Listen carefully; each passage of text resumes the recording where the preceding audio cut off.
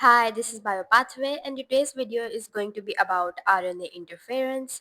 We are going to go into detail and see what RNA interference is, what double-stranded RNA is, what is small interfering RNA, short hairpin RNA, and what is microRNA. All of these are going to be discussed in detail and with full explanation. Stick to the end of the video so that everything is clear to you. Now, there is a protein that is expressed in a cell that causes a disease in that cell. Now, this protein could be cancerous, or if we eliminate this protein, there could be a relief for that person, and this could be a therapeutic target. So, we know how a protein is produced. First of all, the DNA of that protein is transcribed into messenger RNA, and then this messenger RNA is translated into that protein.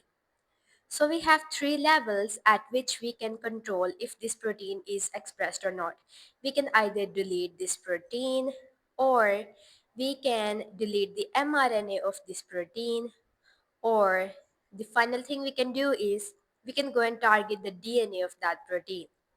Since this video is about RNA interference, we are going to focus on targeting the mRNA of this protein and somehow silence this protein's expression at the RNA level. Now, how is it usually done? This is known as RNA interference, and it refers to a phenomenon where small complementary RNA molecules to this mRNA goes and helps an enzyme to degrade this mRNA. And as a result, since there will be no mRNA, there will be no protein production, and we will be free from that cancerous or rogue protein. Now we know only one strand of DNA is transcribed into messenger RNA. And since we want a complementary strand to this mRNA, what scientists usually do is they take the both strand of DNA and make them transcribe into RNA. As a result, we have a double-stranded RNA that has the copy of RNA that is simply complementary to our messenger RNA. The thing is that this complementary RNA is very important, and this whole double-stranded RNA molecule is very important for us. We know it has a copy that is simply identical to our messenger RNA and then a complementary. Okay? The next step usually is we take this double-stranded RNA and then it is delivered into the cytoplasm of the cell where we want to degrade our target messenger RNA. The next thing is there are two key players that help us in RNA interference. The first one is an enzyme which is known as dicer, and it simply dices or it cuts the long double-stranded RNA into smaller RNA molecules called siRNA, or also known as small interfering RNA. Now you can see that these are simply just smaller pieces of this initial double-stranded RNA molecule, and dicer just binds this double-stranded RNA. It is crucial to remember dicer can only bind double-stranded RNA and not a single strand of RNA.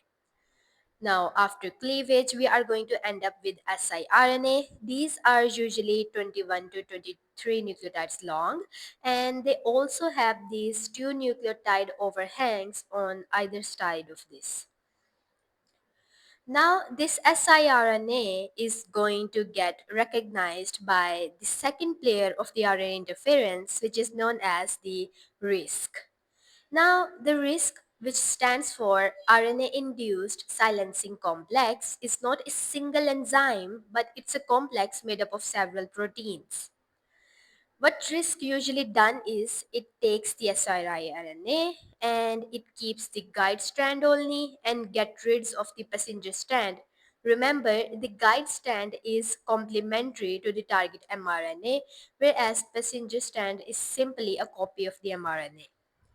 Now, as the name implies, the guide strand will guide the RISC complex to go and bind the target mRNA. Once bound, it will do the cleavage of this mRNA into these smaller fragments. RISC has a protein known as Argonaute, and Argonaute acts like a pair of molecular scissors that cuts the mRNA into fragments. These fragments are very small and cannot bind the ribosome, and as a result, there will be no protein production. When there is no protein production, we have successfully done RNA interference and you have silenced the protein formation. So to give you an overview, double-stranded RNA binds the dicer, which is an enzyme that cleaves this double-stranded RNA into small interfering RNA. These small interfering RNA are 21 to 23 nucleotides long and have these overhangs that are very much characteristic of these siRNA.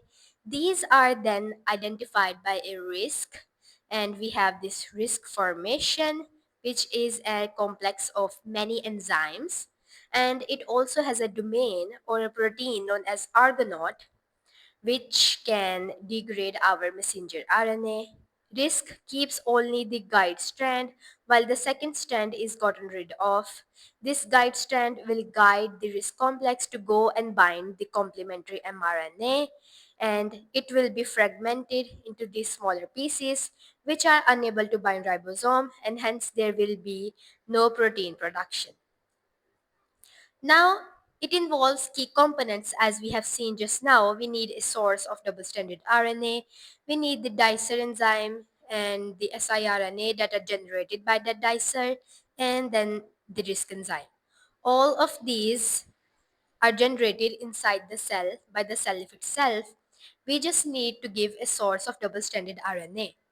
And when we are doing RNA interference, let's say in a therapeutic setting, and we want to give it continued production of a continued supply of double-stranded RNA, it gets very difficult to go and deliver it again and again. One thing we can do is we can take these double-stranded RNA molecules and make a system so that these are produced inside the cell by themselves. And we don't have to go and deliver it every time. Now, this continued factory of double-stranded RNA could be made through the help of a plasmid vector or maybe a viral vector that we take the whole copies, the both strands of the DNA molecule, we join them together in the form of a plasmid, and these both strands of the RNA are joined together by a loop structure. Now, the goal is to transcribe both the sense and the antisense strand of the DNA into a double-stranded RNA fashion.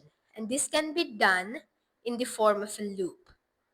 So how will this happen? We will take the promoter, we will take one strand of the DNA, add a loop, and then the second strand of DNA. And when this will be transcribed, you will see that the sense and antisense strand are going to be connected through a loop, and since they are complementary, they are going to self-bind themselves into a hairpin loop structure. Now, since this is a short hairpin loop, this is also known as a short hairpin RNA or shRNA. Now, just like with double-stranded RNA, these shRNA are going to get cleaved by the dicer into small interfering RNA. Now, since this whole mechanism has been put inside the cell, there is going to be a continued supply of shRNA, and we are going to get continued supply of siRNA, and we don't have to go again and again and deliver double-stranded RNA to the cell for RNA interference. So this is one design which can be used for a continued RNA interference. Now we know this whole thing is artificial, or you can say that we did it experimentally. We took and produced shRNA, or we delivered double-stranded RNA from the outside, or we simply produce small interfering RNA in the lab and then give it to the cell so that we can skip this dicer step over here. The next step is usually the same for all of these. There is going to be a risk formation and then the subsequent cleavage of the mRNA. Since this whole thing is exogenous, or you can say artificial, there is also a natural mechanism inside this cell for RNA interference, and this is usually employed by the cell for gene regulation. This is known as the microRNA. Now, microRNA are just like shRNA. The main difference is that this whole process is natural and this is produced by the DNA itself. So inside the nucleus, the DNA, both strand are going to get transcribed into primary mRNA that is just in the formation of a loop as we saw in the shRNA. And then there is an enzyme known as DROSHA that takes this primary mRNA and converts it into a mature pre-miRNA. Now this pre-miRNA is going to get transported inside the cytoplasm by the protein known as exportin 5, and then all of the next steps are going to be same. The long double-stranded RNA, either it's mature or microRNA, or there is short hairpin RNA, all of these are going to get cleaved by the dicer into small interfering RNA, and this small interfering RNA is going to get and do risk formation, which is going to go and bind the mRNA and do mRNA degradation. But one thing for microRNA is that it is not exactly complementary to our mRNA and it binds imperfectly to the mRNA target. As a result, there is not always degradation of the mRNA, but usually it just stays there into this formation. And since risk is bound to this mRNA, the ribosomes will not be able to come and bind the mRNA and there will be no protein production. So now you know the difference between miRNA, shRNA, long double-stranded RNA, and small interfering RNA. We are going to see the difference between shRNA and miRNA into more details. So you see miRNA or microRNA is a natural occurring process where short hairpin RNA are synthetic and these are artificially designed. miRNA is used for gene expression regulation and this is endogenous, is that produced by the cell itself, whereas short hairpin RNA are experimental and are used to silence the genes. For the microRNA, first of all, a primary or immature microRNA is transcribed, which is then, with the help of DROSHA, converted into mature miRNA.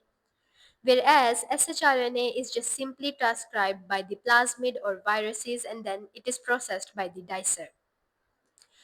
miRNA has imperfect base pairing and as a result it does translational repression and blocks protein production, whereas short hairpin RNA has near perfect pairing and does mRNA degradation.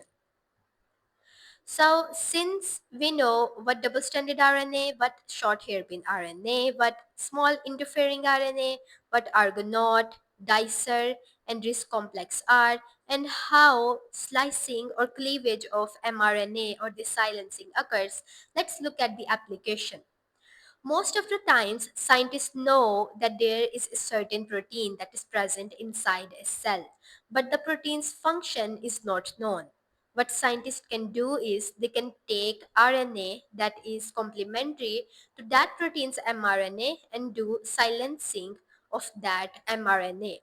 As a result, in the absence of that protein, whatever will happen in that cell, they can imply that this was the function of that protein. So, RNA interference can help us determine the function of certain proteins, and as initially described in the video, it can help us know and help us in therapeutics to help individuals that have diseases that are caused by proteins, and we can simply introduce siRNA or shRNA against those proteins and that protein production will be decreased or repressed and as a result they will be free from that disease. So it has both experimental as well as therapeutic applications. I hope you enjoyed this video. If you found this video helpful, please give us a like, share, and please comment. And don't forget to subscribe. This is BioPathway and see you in our next video. Goodbye.